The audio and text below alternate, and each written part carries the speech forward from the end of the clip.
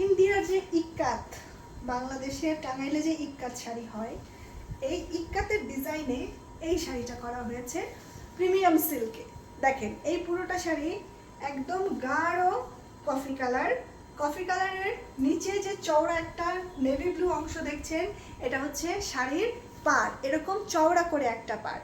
শাড়ির পাড়টা যখন চওড়া হয় এবং শাড়ি কুচি করার পরে যখন নিচের অংশে পাড়টা পড়ে থাকে, একদম এক্সিলেন্ট লাগে। এটা হচ্ছে আমার শাড়ির পুরো জমিনটা। পুরো জমিনে উপরের পাড়ে কোনো কিচ্ছু হবে না, একদম নর্মাল পাড়, আর নিচের পাড়টা এরকম চওড়া করে দেয়া।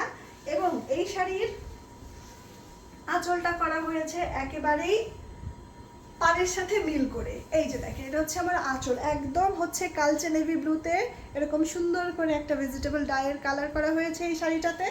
এবং এই শাড়িটার সাথে রানিং ব্লাউজ পিস তো আছেই, প্রত্যেকটা শাড়ির সাথে রানিং ব্লাউজ পিস আছে। এবং এই শাড়িটা যখন আপনি পরবেন তখন দেখেন এই অংশটা যখন কুচির মধ্যে পড়বে, দেখেন শাড়িটা কি পরিমাণ একটা সুন্দর শাড়ি।